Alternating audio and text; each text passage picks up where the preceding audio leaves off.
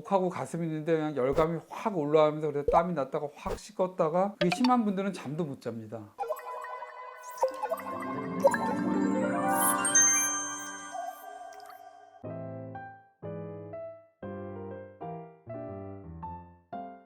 갱년기랑 폐경기는 같은 거라고 볼 수가 있습니다. 이제 폐경은 뭐냐면 이제 여성들의 몸에 이제 난소라는 게 있거든요. 거기서 이제 호르몬이 나오는 건데 호르몬이 이제 안 나오게 되는 게 폐경이고, 폐경이 되는 원인은 뭐 나이가 많아지면서 그럴 수도 있고 뭐 난소에 물혹이 있어서 수술을 해서 그럴 수도 있는데, 폐경이 되기 전후에도 폐경 증상이 생길 수가 있거든요.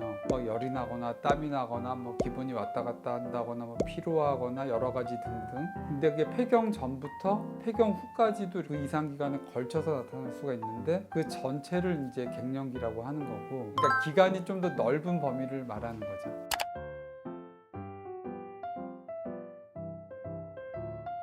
폐경이 되면 열이 나고 뭐 땀이 나고 여러 가지 증상들, 뭐 근육통도 있고 관절도 아프고 이렇게 불편한 증상들이 있을 때, 이게 갑상선 기능 이상이랑 증상이 유사할 때가 있어요. 그럴 때는 저희가 갑상선을 같이 체크를 하고, 만약 갑상선이 좀 기능이 정상이 아니다 그러면 갑상선 치료를 먼저 해보고 이제 변화를 보게 됩니다.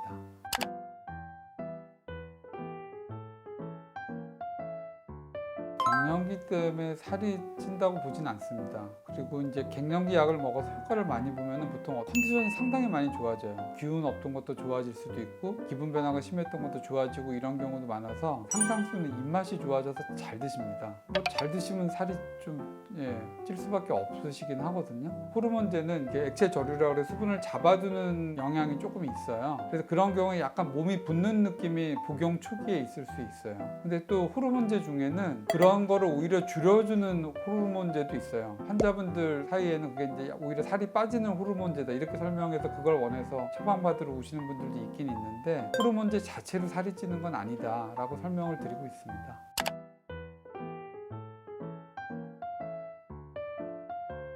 그게 정해진 게 없어요. 일반적으로는 폐경이 되면 첫 5년 안에 골소실이 엄청 빨라져요. 그래서 폐경되고 관리를 안 하면 골다공증이 심하게 생길 수가 있고, 그럴 때는 거의 한 골밀도가 연에 한 2%씩 소실되는 걸로 되어 있거든요. 호르몬제는 초기에 먹는 게 부작용도 적고 효과도 더 좋을 거라고 생각을 해요.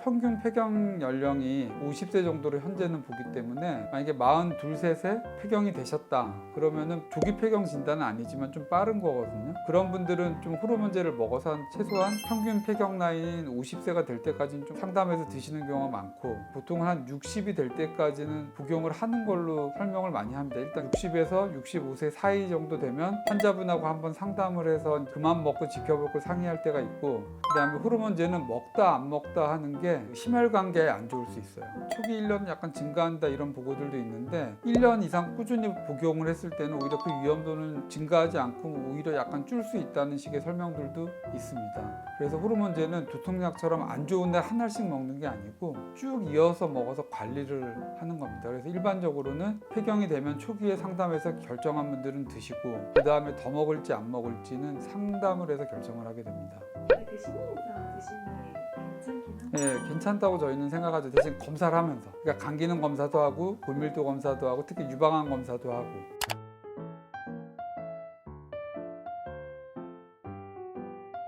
말하면 사실입니다. 근데 그 위험도가 그렇게 높지가 않습니다. 보통은 1000명에 0.8명 정도가 추가로 증가한다. 그 얘기는 뭐냐면 안 먹어도 걸리는데 먹으면 1000명당 0.8명, 한 명이 안 되는 정도의 위험도가 증가하지 않냐. 그 증가 분해는 원래 있었는데 몰랐던 환자를 잡아낸 것까지 포함됐을 가능성이 있습니다. 그러면 실제로 발생률은 더 낮지 않을까. 그래도 유방암은 아무래도 발생 환자 수가 많고 여성분들이 걱정을 많이 하는 암이기 때문에 호르몬제를 안 드시는 분 중에 상당수는 이 유방암이 걱정이 돼서 실은 안 드시는 거긴 합니다. 근데 중요한 거는 꾸준한 검진을 하면 많은 경우에서 예방을 하거나 조기 발견이 되거나 해서 오히려 관리를 안 받았을 때보다 훨씬 안전하다고 저는 생각하고 있습니다. 저희 병원은 유방 갑상선만 체크해주는 선생님이 5분이나 계십니다. 저희랑 유기적으로 협조해서 엄청나게 잘 도와주고 계셔서 최소한 제 생각에는 저희 병원에서는 안전하게 계속 체크를 하면서 해드리고 있다고 생각을 하고 있고 실제로도 그렇기 때문에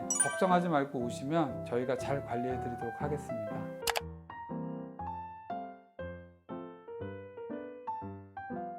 초기에 나타나는 대표적인 증상이 열이 나거나 땀이 나거나 이런 게 대표적인데 그 증상이 생각보다 엄청나게 불편해요. 목하고 가슴이 있는데 그냥 열감이 확 올라가면서 그래서 땀이 났다가 확 식었다가 그게 심한 분들은 잠도 못 잡니다. 그래서 호르몬 치료를 초기에 시작하는 분들의 대부분은 그 증상이 너무 괴로워서 약을 드시는 거예요, 실은. 그때부터 골다공증 관리도 들어가야 되고 실은 폐경이 되면 이제 근감소증도 좀 생기는 경향이 있거든요. 이런 거에 대한 관리가 좀 들어가서 좀 더 건강하게 오래 살자 이런 개념으로 이제 보는 거예요.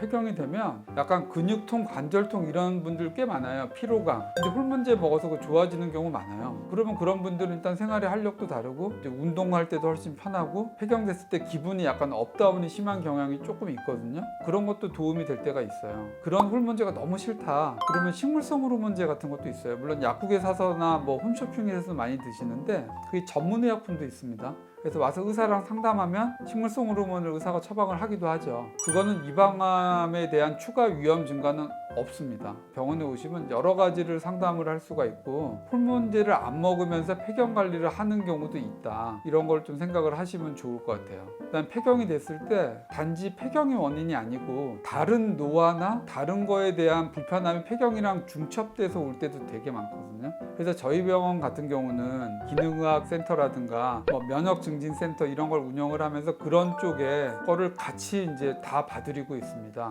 그러니까 폐경기는 단지 호르몬제를 먹냐 안 먹냐가 아니라 내가 좀 더 건강하게 즐겁게 어떻게 살 수 있냐를 모색하는 과정에서 병원에 오고 그런 방법 중에 하나가 호르몬제를 먹기도 한다는 거지 그게 전체가 아니라는 거죠.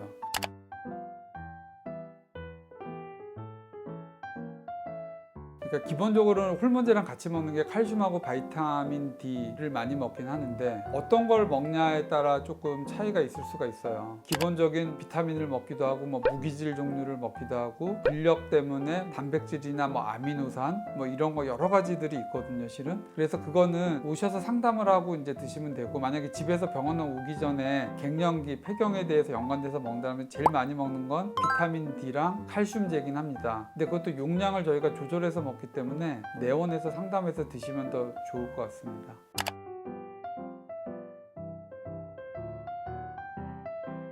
흔히 말하는 폐경, 갱년기를 지금 평균 50세 전후로 보고 있습니다. 근데 현재 우리나라는 100세 시대를 바라보고 있는 그런 때죠. 그래서 인생의 절반밖에 안 사는 겁니다.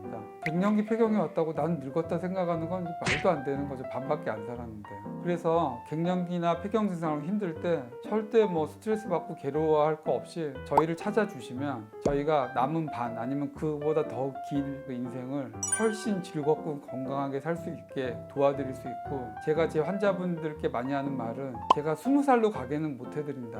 대신에 친구보다 10년은 젊게 해줄 수 있다 라고 약속을 드립니다. 걱정하지 말고 오시면 최소한 관리를 안 하는 분들보다는 10년은 최소한 젊게 쭉 평생 살 수 있습니다.